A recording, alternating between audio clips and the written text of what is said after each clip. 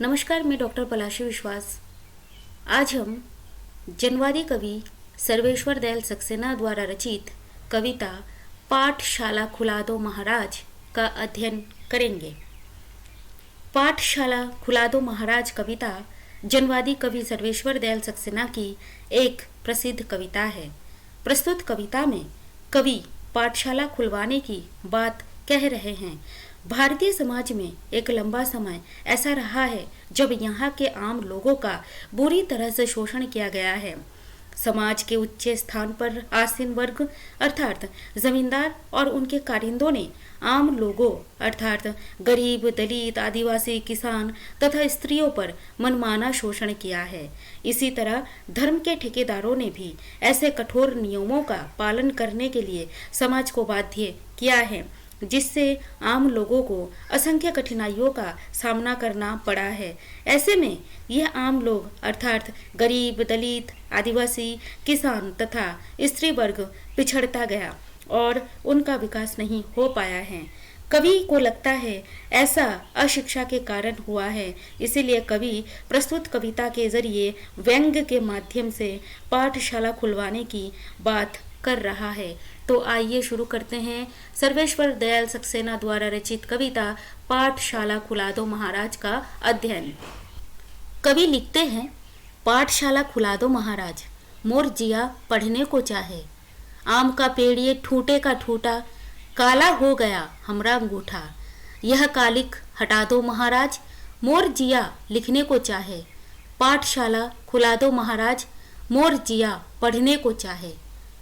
प्रस्तुत पंक्तियों में कवि ने वर्षों से शासक वर्ग द्वारा आम, गरीब, दलित, आदिवासी, किसानों पर होने वाले शोषण पर व्यंग्य करते हुए कहा है कि पाठशाला खुला दो महाराज, मेरा मन अब पढ़ने को चाहता है।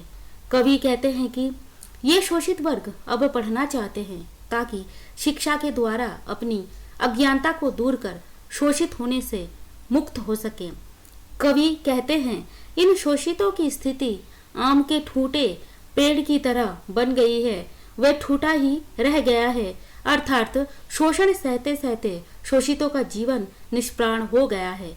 कवि कहते हैं, ये शोषित वर्ग अशिक्षा के कारण जमींदारों, साहूकारों से कर्ज लेते वक्त अंगूठे पे अंगूठा लगाता ही रहा है और उनकी अशिक्षा के कारण जमींदारों, साहूकारों ने उनसे मनमाना ब्याज वसूलता रहा है और यह कर्ज पीढ़ी दर पीढ़ी चलता रहा है।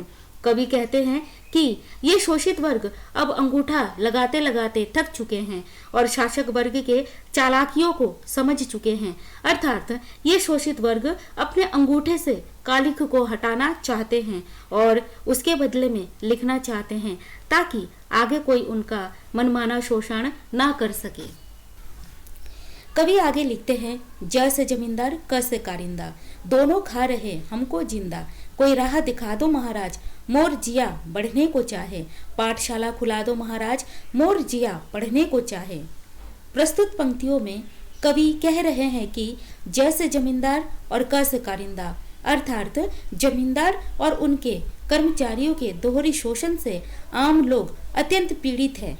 जमींदारों और कारिंदों के द्वारा लगातार हुए शोषण के कारण आम लोग अत्यंत पिछड़ गए हैं, उनका विकास अवरुद्ध हो गया है। विकास के सभी रास्ते शोषक वर्ग की चालाकियों से बंद कर दिए गए हैं। ये समस्त दबे कुचले शोषित दलित, आदिवासी, गरीब, किसान भी जीवन में आगे बढ़ना चाहते हैं और विकास की राह खोज रहे हैं। कवि कहते हैं, शिक्षा के माध्यम से ही शोषित वर्ग विकास कर सकता है और शोषणकर्ताओं के चंगुल से मुक्त होकर जीवन में आगे बढ़ सकता है। यही कारण है ये शोषित वर्ग पढ़ना चाहते हैं, इसीलिए पाठशाला खुलवा दो महाराज, ये सभी पढ़ना चाहते हैं। कवि आगे लिखते हैं, अगुनी भी यहाँ ज्ञान बघारे, पोथी बाँचे, मंत्र उचारे। उनसे पिंड छुड़ा दो महाराज, मोर जिया उड़ने को चाहे। पाठशाला खुला दो महाराज, मोर जिया पढ़ने को चाहे। प्रस्तुत पंक्तियों में कवि कहते हैं कि भारतीय समाज में जाति और वर्ण के आधार पर लोगों को श्रेष्ठ और गुणी माना जाता है, जो कि जन्म पर आधारित होती हैं। अगर कोई अगुणी व्यक्ति उच्च जाति में जन्म लेता है तो उसे गुणी मान लिया जाता है, भले ही उसमें कोई गुण न भी हो। वही दूसरी ओर अगर कोई गुणी व्यक्ति निम्न वर्ण जाति में जन्म लेता है तो उसे अगुणी मान लिया जाता है। कवि कहते हैं, भारतीय समाज की जो व्यवस्था है उसमें ब्राह्मण को सबसे गुणी माना गया है और उसे ही धार्मिक कर्म कांडों को करने का अधिकार दिया गया है। भले ही किसी पंडित जन को शास्त्रों का ज्ञान हो या न हो या अधूरा ज्ञान ही हो, उसे ही पोथी बाचने और मंत्रोच्चारण का अधिकार प्राप्त है। कवि कहते हैं, समाज में अनेक ऐसे अल्पज्ञानी पंडित जन भी हुए जो मनमाने ढंग से धर्म के नाम पर आम लोगों का शोषण किए हैं। कवि उन अधूरे ज्ञान वाले अगुणी पंडित जनों पर व्यंग करते हैं और कहते हैं कि मनमाने ढंग से धर्म के नाम पर किए जाने वाले शोषण से अब ये शोषित लोग पिंड छुड़ाना चाहते हैं। ये कर्मकांड इन लोगों को जकड़ा हुआ है और ये लोग इन कर्मकांडों से मुक्त होना चाहते हैं और स्वतंत्र भाव से जीवन में आगे बढ़ना चाहते हैं। अतः पाठशाला खुला दो, ये पढ़ना चाहते हैं और जीवन में आगे बढ़ना चाहते हैं।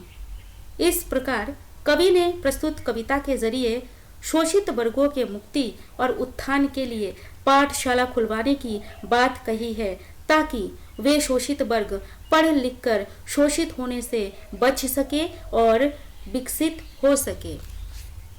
धन्यवाद।